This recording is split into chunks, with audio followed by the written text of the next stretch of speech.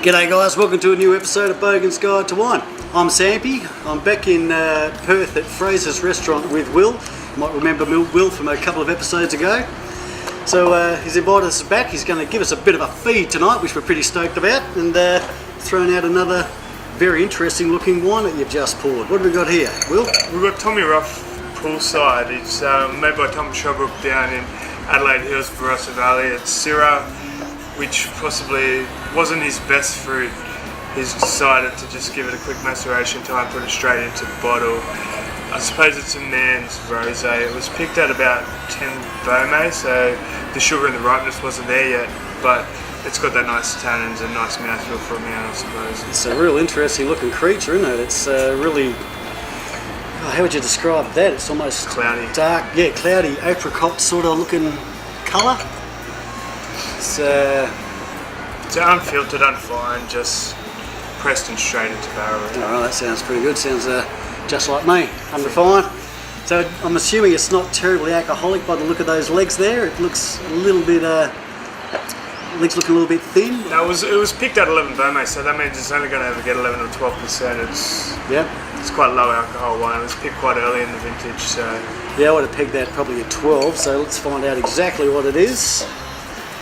And I never get this right, mate. I always look at the wrong side. No, I'm not. There it is. 11.3, so not too far off. All right, so yeah, it's a very interesting colour. That's got me intrigued. Let's have a smell.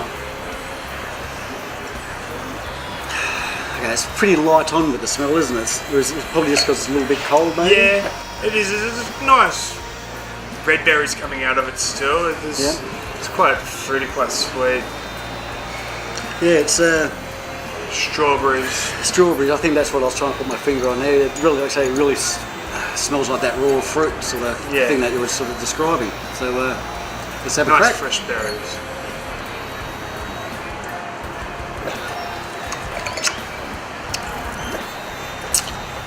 Wow, that's interesting again. That's what I like about this wine. It's so feminine on the nose, but then the mouthfeel, the grippiness, because he's picked the grapes so early, you've still got that green tannin and that. Yeah, green tannin, that's the greatest. It's sort of got that, God, this is just really different. Mouthfeel of a Shiraz. That's why I brought it out, because it's a perfect summer wine for a mouthful rosé. If you don't know, it's not a rosé, but it's not a Shiraz, but it's somewhere in the middle. You can have it hot or cold. It's really quite nice. It's got a bit of almost a bit of a savoury sort of there bite is, to it. Yeah. Yeah, that's. Well, I'm a little bit speechless about that. I've never tasted anything like it. I've got no frame of reference to draw anything on. Really chalky tannins. Like the tannins are very evident there. You wouldn't think that a wine like this would have such a prolific mouthfeel, but I think the tannins and the structure of the wine really give it a lot more than just a little vibrant fruit bomb. Yeah, absolutely. And let's say when you say the tannins, you know, when we talk about tannins on the show, which it's normally describing as, you know, ripping your tongue out of your mouth sort of thing, really drying you out. But it doesn't have that sort of feel, does it? It's got a nice, more of a, like I say, chalky. That's a great sort of tannin, powdery sort of feel to it. Yeah, this is really interesting. So, what's the bottle of this cost? It's available for about $65. Yeah, right. Okay. Well,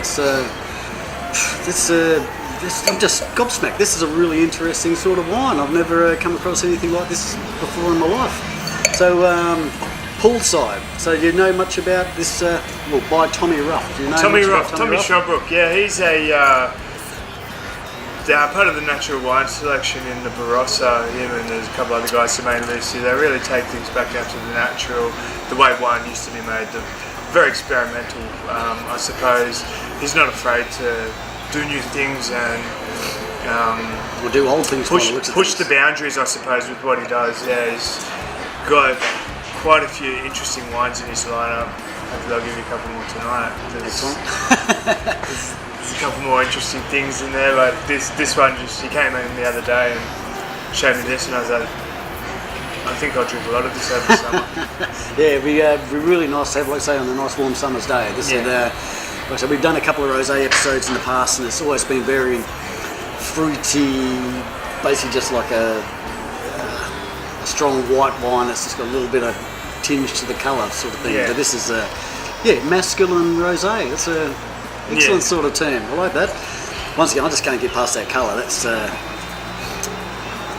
unique. I'm going to call that. That's natural as it gets. Natural as it gets. I like that. Oh, also, there you go, guys.